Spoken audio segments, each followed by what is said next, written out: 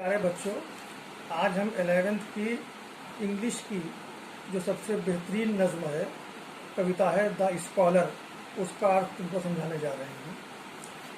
देखिए, रॉबर्ट साथे जो इसके कवि हैं, वो कह रहे हैं कि my days among the dead are past, around me I behold, where ever these casual eyes are past, the mighty minds of old.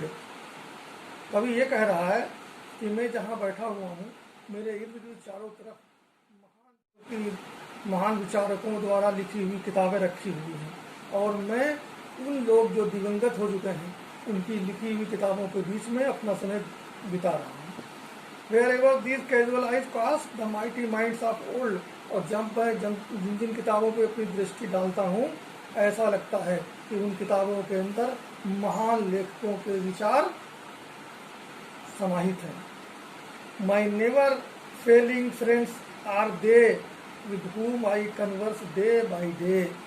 ये पुस्तकें ही मेरे लिए सदैव बनी रहने वाले दोस्त के समान हैं, कभी न चूकने वाले दोस्त के समान हैं, क्योंकि मैं दिन रात डे बाई डे रोजाना इन किताबों से बातचीत करता रहता हूँ। अर्थात इन किताबों को पढ़ने के बाद मैं इनके विचारों को लेता हूँ और फिर अपने विचार अन्य लोगों तक प्रकट करता हूँ।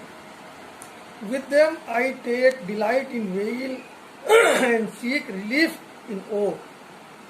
इन किताबों को पढ़ के मैं आनंदित भी होता हूँ और सीक रिलीफ इन ओ, और जब मैं कभी दुखी होता हूँ तो इन किताबों के अंदर जो मनोबल को ऊंचा रखने के लिए इंसान को अपना हौसला न खत्म करने की शिक्षा दी गई है, उस शिक्षा से मेरे अंदर एक नई भावना का संचार भी होता है। And while I understand and feel how much to them I owe, और जब मैं ये समझता हूँ और इस बात का एहसास करता हूँ कि आखिर मैंने इन किताबों से कितना प्राप्त किया है, कितना हासिल किया है, और मैं इनका कितना ऋणी हूँ ज्ञान को प्राप्त करने के लिए, तो एहसानमंदी है, उसके भाव के आंसू मेरी आंखों में आ जाते हैं। My thoughts are with the dead, with them I live in long past years. मैं अपने महान विचारकों के साथ भूतकाल में पहुंच जाता हूं उनकी किताबें पढ़ने के बाद।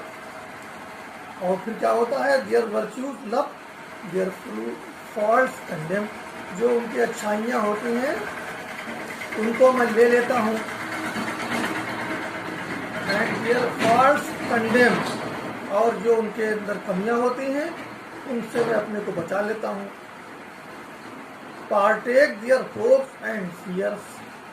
इस तरह से मैं जो अच्छाइयाँ होती हैं, जो उम्मीद बढ़ाने वाली चीज़ें होती हैं, उनको अपने अंदर समाहित कर लेता हूँ, और जो डराने वाली चीज़ होती हैं मैं भविष्य में उनसे बचने की कोशिश करता हूँ। And from their lessons seek and find instruction with an humble mind. और फिर मैं उन किताबों को, उन पाठों को पढ़ने के बाद जो शिक्षा प्राप्त करता हूँ, जो शिक्षा मुझे मिलती है, वो क्या है कि एक विनम्र मस्तिष्क से ही आदमी शिक्षा को प्राप्त कर सकता है, ज्ञानी बन सकता है। My hopes are with the dead, and my place with them will be. मेरी उम्मीदें तो उन्हीं लोगों से हैं जो दिवंगत हो गए हैं, क्योंकि धीरे धीरे मैं समझता हूँ माई place with them will B, मेरा भी स्थान उनके साथ हो जाएगा। मैं भी अच्छी किताबें लिखूंगा, मैं भी अच्छे विचार लिखूंगा, और मरने के बाद लोग मुझे भी पढ़ेंगे मेरी किताबों के माध्यम से। And with them shall prevail on through all futurity. मेरे विचार जो हैं वो भविष्य में किताबों के माध्यम से दूसरों तक पहुंचेंगे, और मैं मरने के बाद भी किताबों के जरिए याद किया जाता रहूँगा।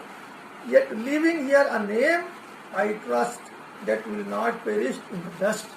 और इस प्रकार से जब मैं मिट्टी में मिल जाऊँगा, अर्थात मेरा स्वर्गवास हो जाएगा, मेरी कब्र में जब मैं पेवंद खाक हो जाऊँगा, उसके बाद भी मेरा नाम जिंदा रहेगा, क्योंकि मेरी किताबें जो है वो मेरे विचारों को दूसरों तक पहुँचाएंगी और लोग उनके माध्यम से मुझे याद करेंगे।